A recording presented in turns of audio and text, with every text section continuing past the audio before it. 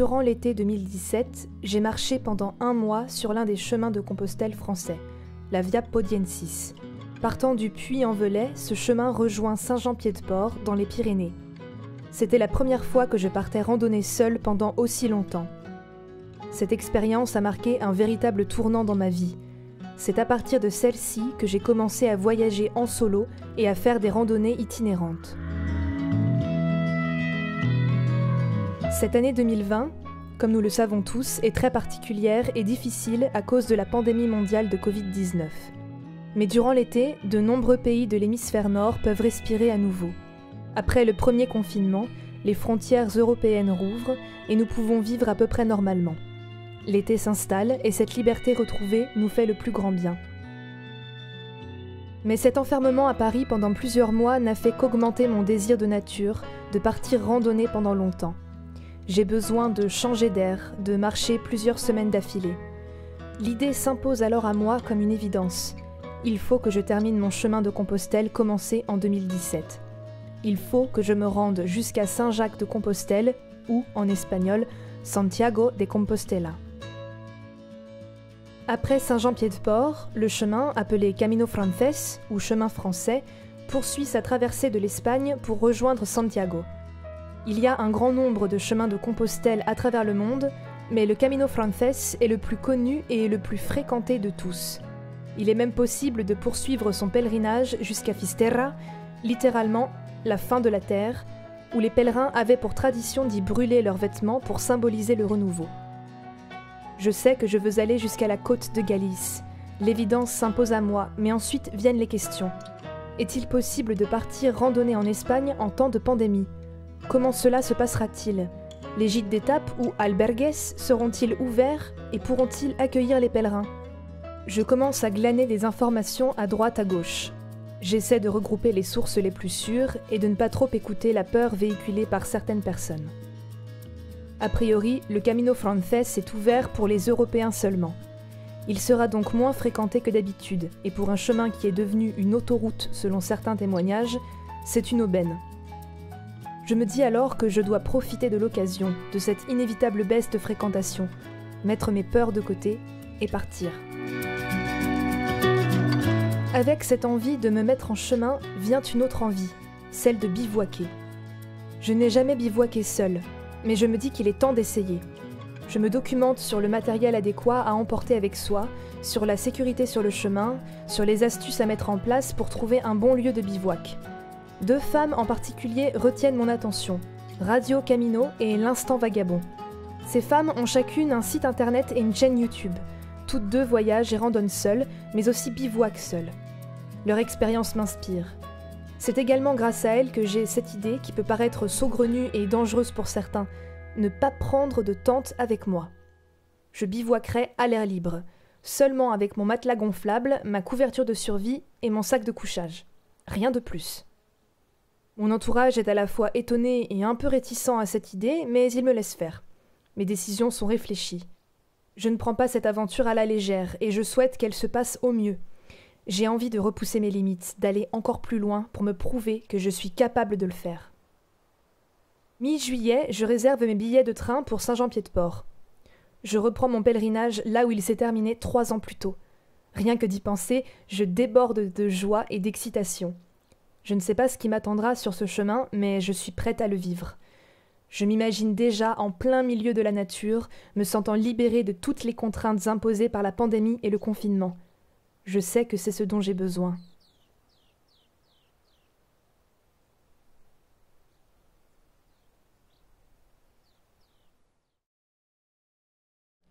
Le premier jour de marche, à partir de Saint-Jean-Pied-de-Port, les pèlerins rentrent dans le vif du sujet.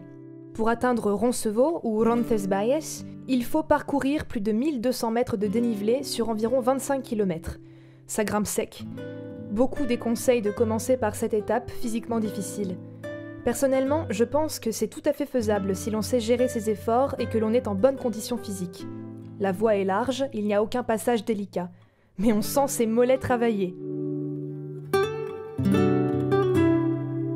Si la montée peut se faire dans la brume, comme ça m'est arrivé, les nuages se dissipent d'un coup au sommet pour offrir aux pèlerins une belle récompense avec ces paysages magnifiques. Arrivé à Roncevaux assez tard, je n'ai rien filmé. Le grand monastère et son immense dortoir étaient presque vides, j'étais fatiguée, et cette première journée de pèlerinage a été très différente de ma première journée en partance du Puy-en-Velay 3 ans plus tôt. J'essaie de ne pas trop comparer les deux. Le lendemain, réveil imposé par le dortoir à 6 heures. Les lumières s'allument brutalement et des chants religieux sont diffusés dans tout le bâtiment. Je me sens d'assez mauvaise humeur. C'est comme ça que les dortoirs fonctionnent en Espagne ? Je préfère vivre le chemin à mon rythme. Je prends ma décision. Ce soir, je dormirai dehors pour la première fois. Mais en fin de journée, le ciel se couvre vite. Arrivé au hameau d'Iarats, juste après Soubiri, l'orage éclate. Je trouve refuge sous l'abri d'un ancien lavoir.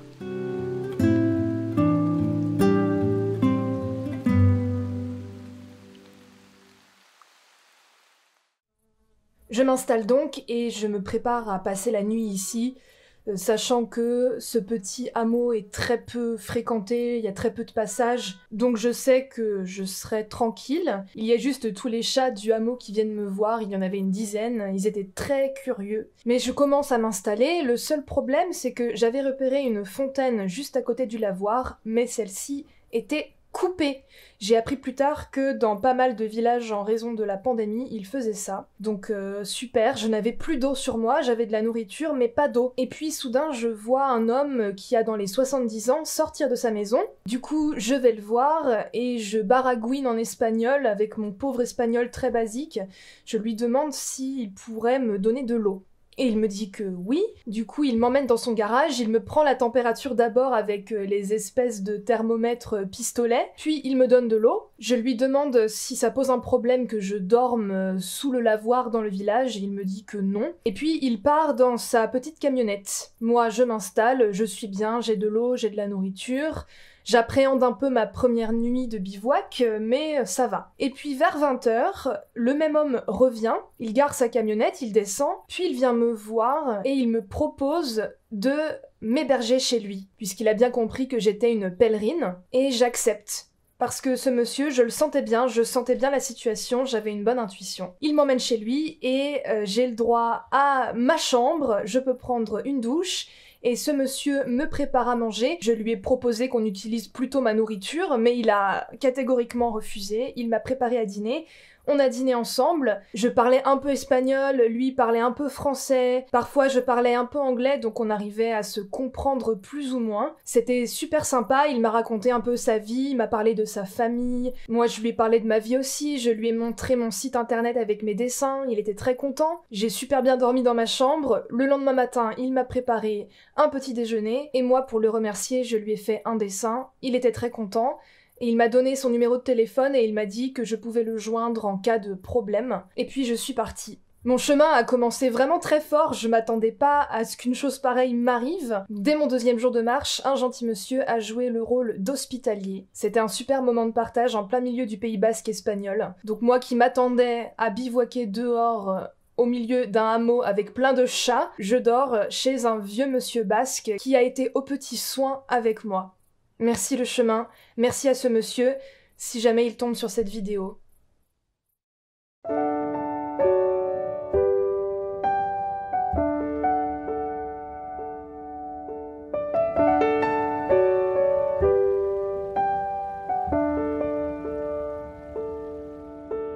Le lendemain, je marche en direction de Pampelune ou Pamplona, la première grosse ville espagnole du Camino Frances. Me voilà entré dans la province de Navarre, ou Navarra.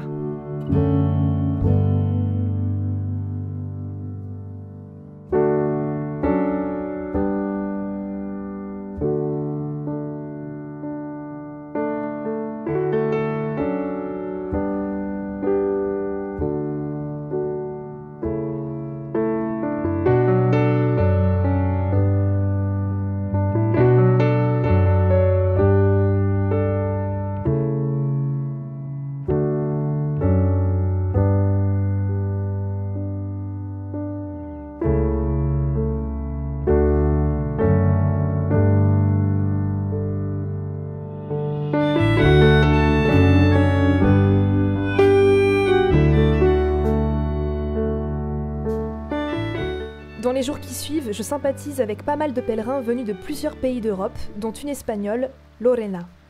Elle aussi bivouaque en solitaire. Nous marchons pendant plusieurs jours ensemble et nous dormons dehors pour la première fois à Puente la Reina. Nous trouvons un endroit où camper dans un parc un peu en dehors du village. Cette première nuit s'est très bien passée, me voilà convaincue par le bivouac. C'est une expérience que je veux poursuivre.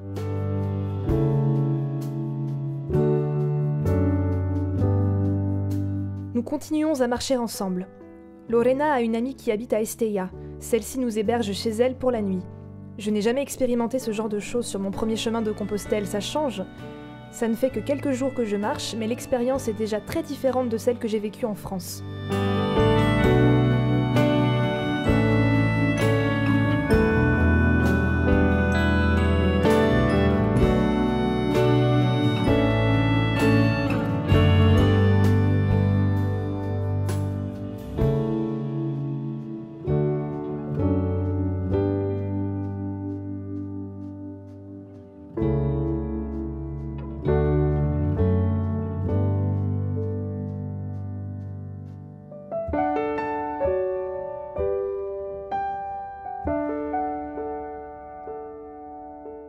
Sansol est le deuxième village où nous bivouaquons.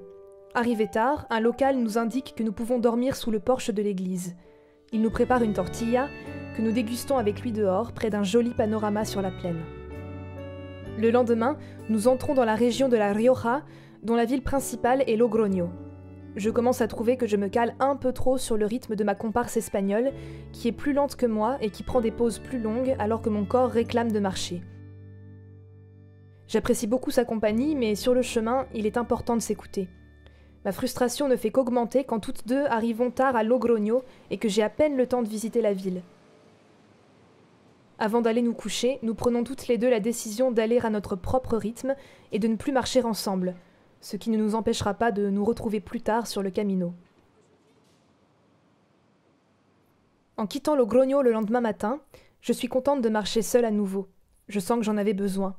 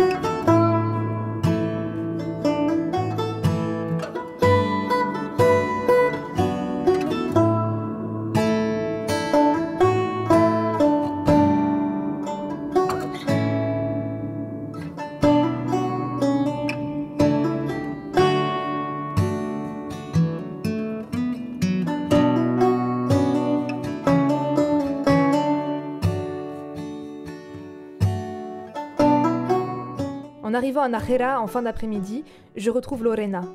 Nous décidons de chercher un lieu de bivouac pour la nuit. Ce sera la dernière fois que nous bivouaquerons ensemble. Nous trouvons un endroit un peu en dehors du village, près des vignes.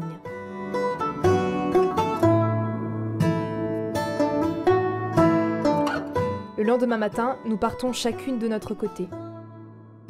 Je ne recroiserai pas Lorena.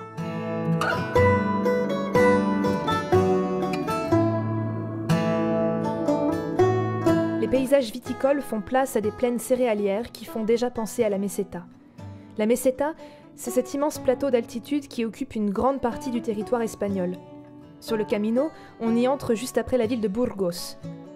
Certains pèlerins sautent cette étape et se rendent directement à Léon. Mais pour ma part, il est hors de question que je le fasse. Je veux parcourir le chemin en entier.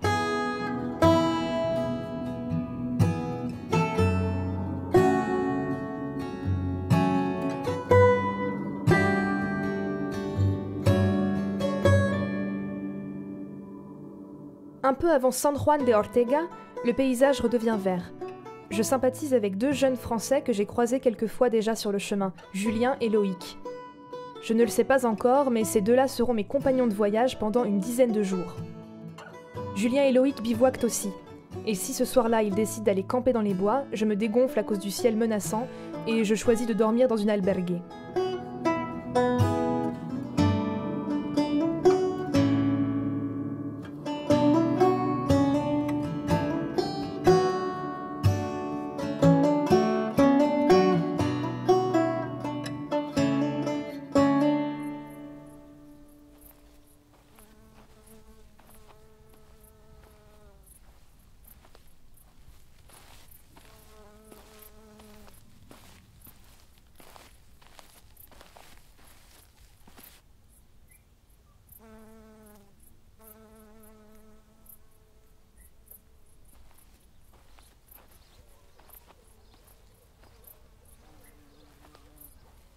Le lendemain, j'arrive à Burgos. Les derniers kilomètres avant la ville sont difficiles car nous traversons une zone industrielle interminable. C'est épuisant, il fait chaud, l'air est lourd. À Burgos, beaucoup de gîtes de pèlerins sont fermés à cause de la crise sanitaire. Je suis obligée de me rabattre sur une chambre d'hôtel. Julien et Loïc en font de même. Une fois posée dans ma chambre, j'essaie de me motiver pour visiter la ville, mais je suis tellement épuisée que je fais une sieste. Je me réveille trop tard pour pouvoir visiter la cathédrale. Un peu frustrée, je me balade tout de même dans Burgos et visite d'autres petites églises.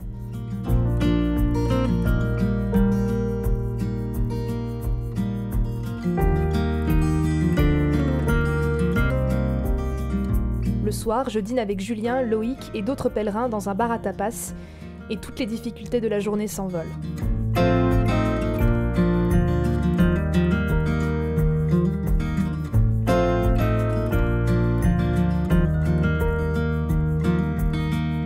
Le lendemain, nous entrons de plein pied dans la meseta. Les températures sont élevées, le soleil de plomb. Le moindre recoin d'ombre est une bénédiction. Alors que je fais une longue pause au frais sous le porche d'une église, Julien et Loïc me rejoignent. Nous faisons une sieste en attendant que le soleil redescende un peu. Puis nous repartons dans l'idée de bivouaquer. En arrivant au petit village de Hontanas, une surprise nous attend.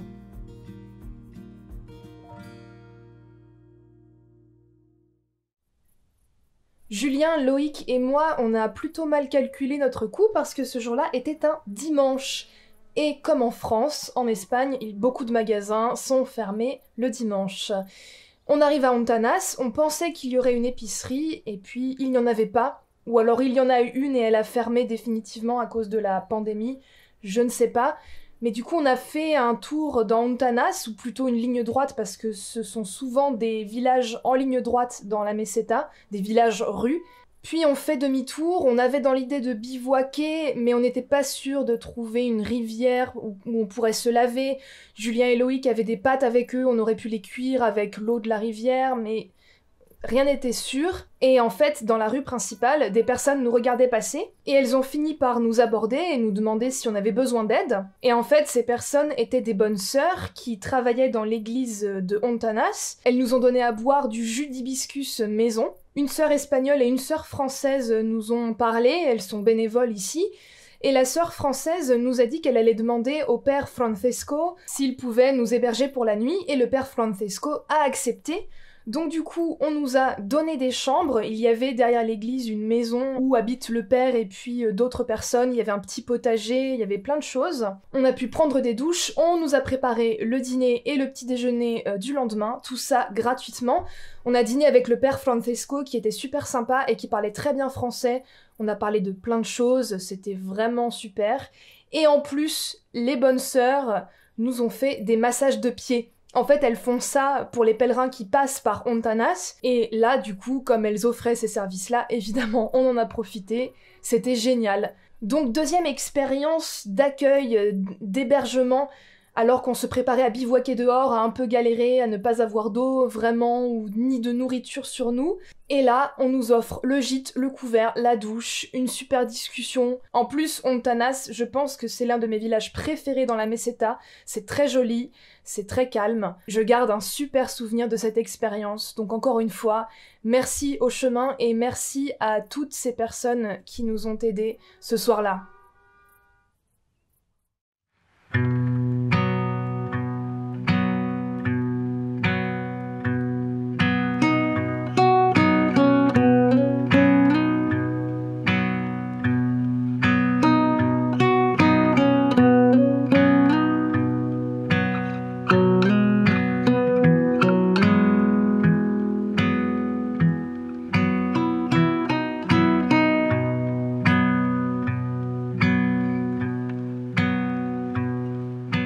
Pendant une bonne semaine, nous évoluons au sein de la Meseta. Le ciel, la terre, leur union à l'horizon, un pèlerin solitaire, des champs à perte de vue, peu de relief, de temps à autre un petit village. De grosses portions du chemin suivent des routes toutes droites. Je peux comprendre que certains pèlerins désirent sauter cette étape, mais je trouve ça dommage. Il y a une certaine beauté dans cette monotonie. On est plus proche de ses pensées et l'esprit vagabonde plus facilement. C'est aussi le propre d'un pèlerinage, d'un voyage ou d'une randonnée sur le long terme. Pourquoi s'en priver ? Je continue ma route en compagnie de Julien et Loïc. Nous bivouaquons tous les trois pour la première fois à Boadilla del Camino. D'autres nuits suivront.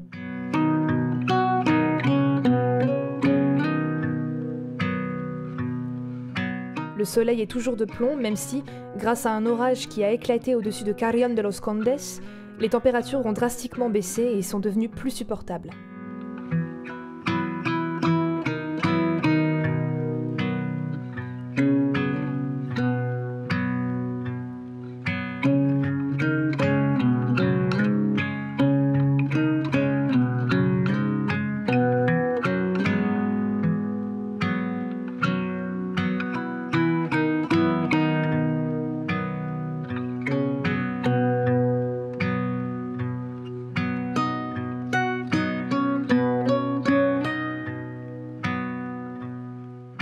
Les jours dans la Meseta se suivent sans se ressembler.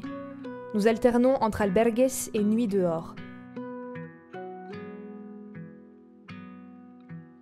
À partir de Calzada del Coto, au lieu del Camino Real, nous empruntons une variante, la Calzada Romana ou la voie romaine.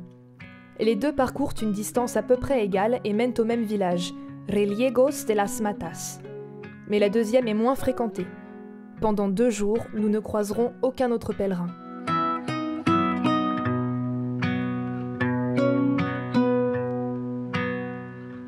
Nous voyons la fin de la Meseta arriver quand nous apercevons les montagnes à l'horizon. Après des jours de ciel plat, je reconnais que voir ces reliefs me fait du bien.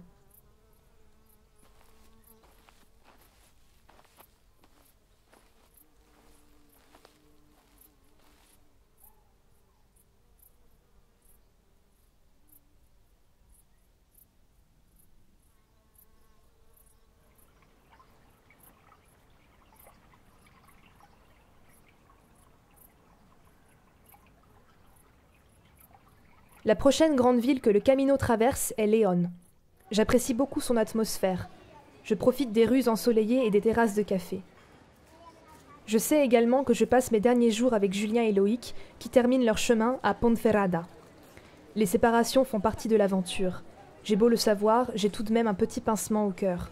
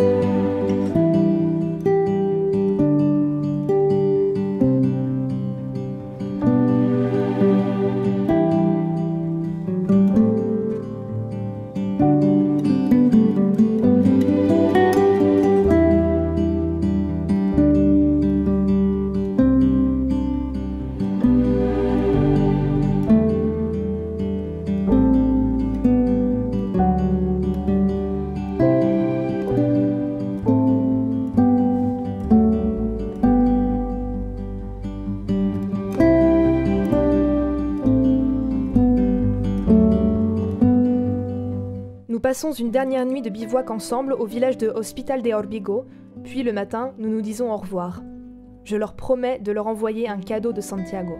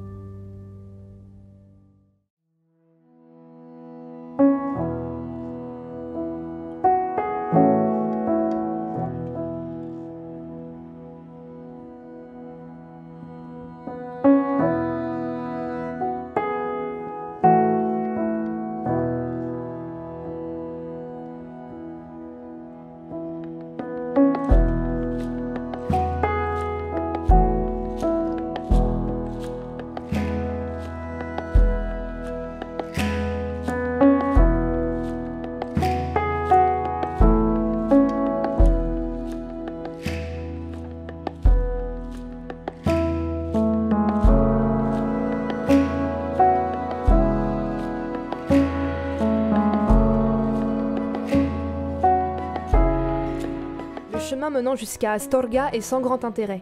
En plus, la météo est maussade. Je ne m'attarde pas. Mais après Astorga commencent les montagnes. Malgré la pluie qui tombe sans discontinuer, je suis vraiment contente de retrouver un chemin vallonné. J'arrive trempée et épuisée à Rabanal del Camino. J'ai beaucoup marché et je n'ai qu'une hâte, dormir. Je ne prends même pas la peine de faire connaissance avec les autres pèlerins.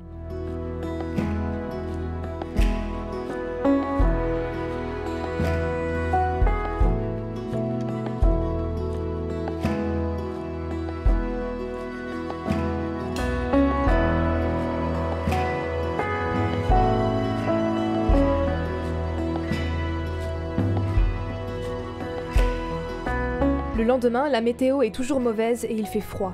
Mais les montagnes et leurs belles couleurs me motivent suffisamment à poursuivre mon chemin. Les nuages se lèvent vers midi.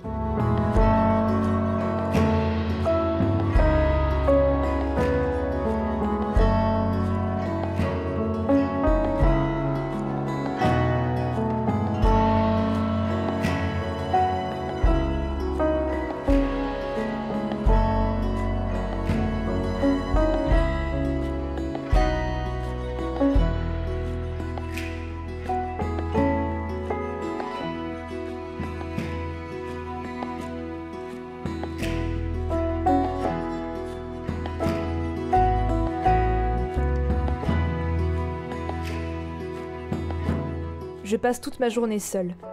Ce sentiment m'est déjà arrivé. Après avoir marché et tissé des liens avec les mêmes personnes pendant une dizaine de jours, quand la séparation vient, je n'ai envie de parler à personne. Comme si je faisais un deuil. Je sais que ce sentiment ne durera pas. Je le vis pleinement sans me juger. J'arrive à Ponferrada en fin d'après-midi. Désormais, il me reste 1 ou 2 jours de marche avant d'entrer en Galice. Santiago se rapproche inexorablement.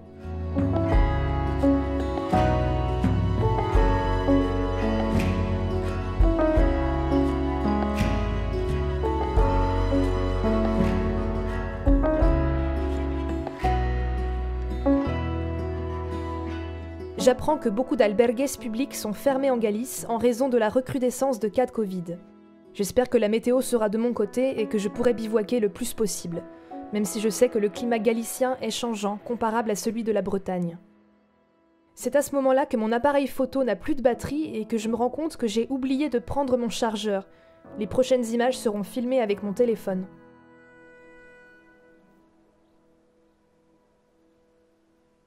Je réalise que je suis dans la partie du Camino qui me plaît le plus. Les montagnes sont belles, les villages charmants.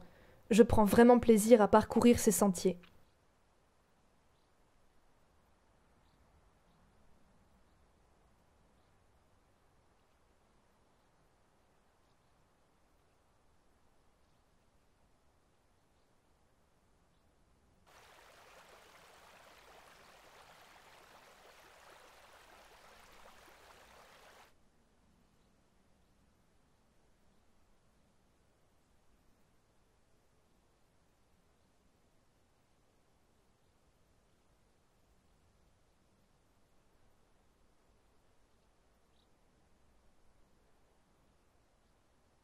Le lendemain, j'arrive à Ocebreiro. Cette fois-ci, je suis en Galice, la dernière province du Camino. Après Ocebreiro, je peine à trouver un endroit de bivouac. Je dévale la montagne aux aguets. Je finis par m'installer, épuisée, un peu en dehors du village de Triacastela. J'ai parcouru aujourd'hui 41 km. Je n'avais pas prévu de marcher autant. Le chemin passe ensuite par Sarria, dernière agglomération conséquente juste avant les 100 derniers kilomètres jusqu'à Santiago. Beaucoup de pèlerins démarrent à Sarria, puisque pour obtenir le diplôme du pèlerin, la Compostela, il n'est nécessaire d'avoir parcouru que les 100 derniers kilomètres. Je me prépare mentalement à voir arriver beaucoup plus de monde, et pour être honnête, je ne m'en réjouis pas. Arrivé à Sarria, je repère un magasin d'électronique et j'achète un chargeur pour mon appareil photo. C'est peut-être bête, mais je me sens d'un coup de meilleure humeur. Juste après Sarria, je rencontre Rainer, un pèlerin allemand, avec qui je sympathise rapidement. Enthousiastes, nous décidons de marcher ensemble jusqu'à Porto Marín, ce qui, en partant de Triacastela, fait une étape de plus de 45 km. Et nous y parvenons. Parfois, il suffit d'être en bonne compagnie pour ne pas sentir les kilomètres sous ses pieds. Je marche le lendemain toute la journée avec Rainer. Une fois en dehors des montagnes, les paysages sont moins passionnants, mais nous discutons si bien que nous n'y accordons pas d'importance. Nous dormons le soir même à Melide. Je laisse derrière moi l'idée de bivouaquer. De Melide à Santiago, il reste 52 km. Rainer est énergique ce matin-là. Il me dit qu'il a envie de tenter d'aller à Santiago aujourd'hui. Je me laisse gagner par son enthousiasme et nous nous lançons ce défi un peu fou. Nous marchons toute la journée, parfois en compagnie d'autres pèlerins, parfois seulement tous les deux. Les autres nous trouvent dingues de nous lancer dans une telle étape, mais quelle importance! Nous arrivons à Santiago vers 23h, épuisés, mais heureux. La nuit masque l'arrivée dans la ville, qui est une zone industrielle bordée de travaux. Ce n'est pas plus mal. Nous avons réservé un hôtel pour nous récompenser d'être enfin arrivés. J'ai du mal à réaliser encore que je suis à Santiago de Compostela. Une fois dans ma chambre, je prends un bain chaud et je me réfugie dans un lit moelleux. Un sentiment merveilleux après toutes ces nuits de bivouac et de dortoir.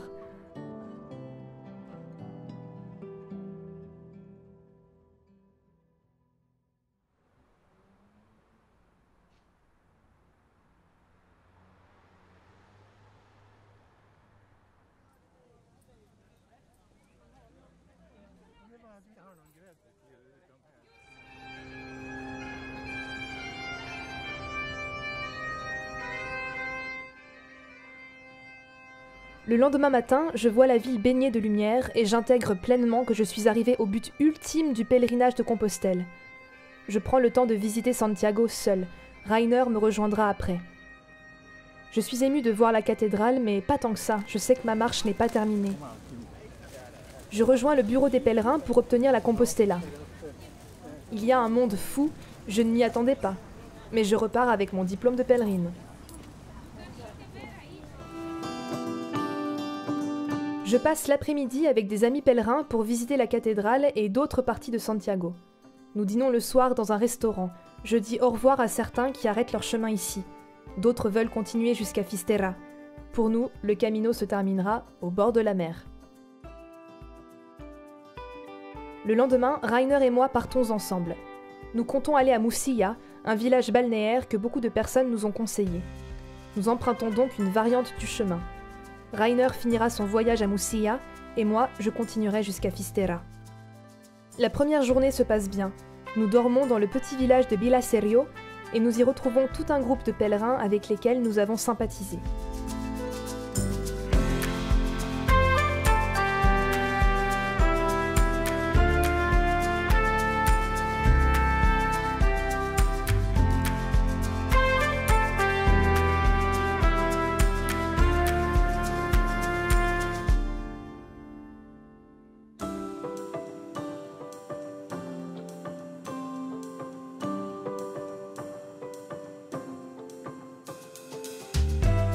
Ce matin, je suis d'une drôle d'humeur. Je me sens triste et j'ai besoin d'être seule. Je m'éclipse discrètement et je pars avant le groupe. Je marche dans la brume matinale et je regrette déjà d'être partie sans les attendre. Qu'est-ce qui m'a pris? Et si je ne les revoyais pas? Le chemin peut réveiller en nous des émotions étranges.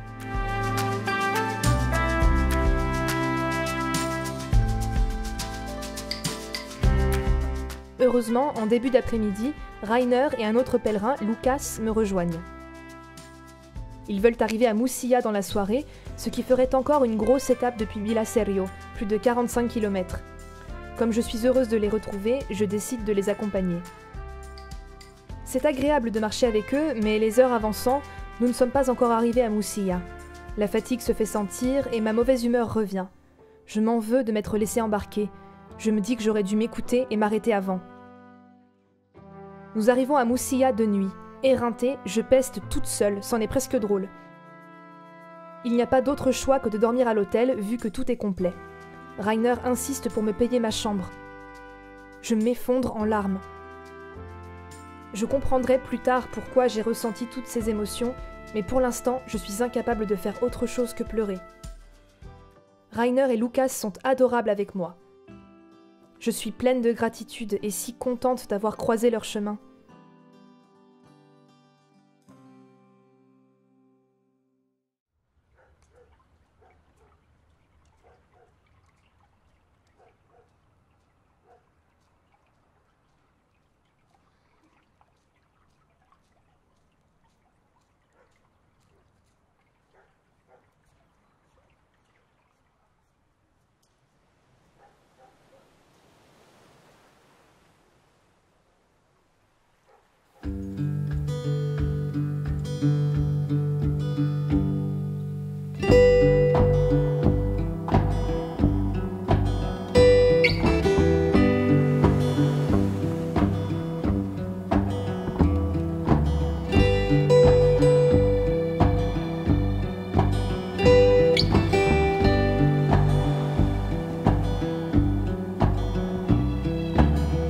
Le lendemain, Rainer, Lucas et moi passons notre dernière journée ensemble.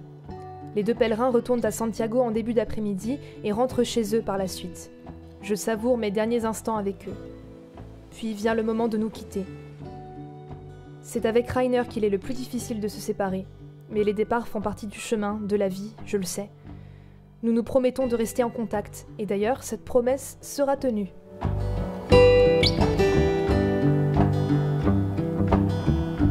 Pour me sentir mieux, je me balade dans Moussia et je dessine sur les rochers.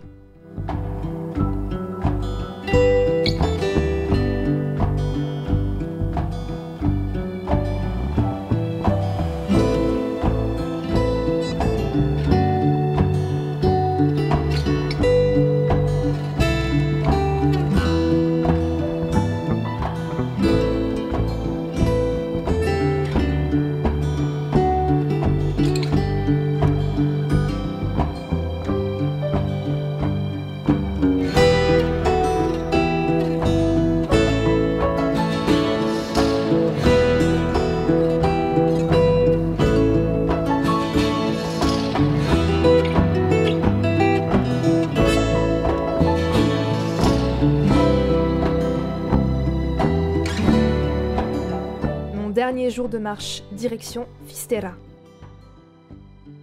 Deux jeunes pèlerins rencontrés depuis quelques jours m'accompagnent, Peter et Valentina. Nous marchons joyeusement et profitons de cette dernière randonnée. La mer ne nous quitte pas de tout le trajet.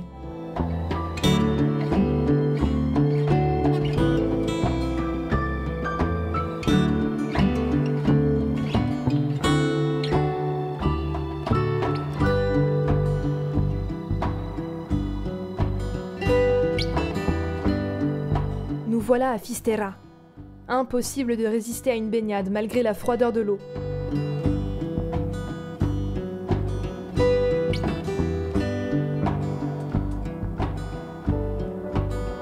Pour le dîner, nous pique-niquons sur la plage de Mar de Fora pour admirer le coucher de soleil.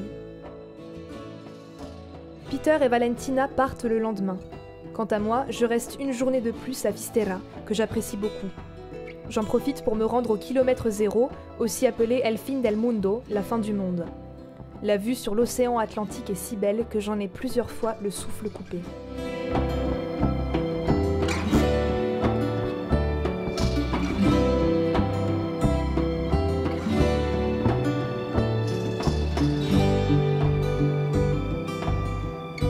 Je prends le temps de réaliser que c'est la fin de mon voyage quand, le lendemain, je prends un bus me ramenant à Santiago de Compostela. Le surlendemain, je rentre à Paris en bus de nuit. J'ai marché pendant 1 mois. J'ai terminé le chemin que j'avais commencé en 2017. J'ai vécu un grand moment de liberté, une véritable bulle d'air en ces temps de pandémie. J'ai vu des paysages splendides, vécu des aventures parfois extraordinaires, dormi au milieu de la nature et rencontré de belles personnes dont je conserverai un lien avec certaines d'entre elles plus tard. Même pendant cette période difficile et cette méfiance autour du Covid-19, j'ai trouvé que la majorité des Espagnols étaient chaleureux, bienveillants, prêts à aider les pèlerins. Cet été 2020 était particulier, le Camino Frances beaucoup moins fréquenté que d'habitude, mais j'ai senti que c'était la bonne année pour partir. J'ai eu raison.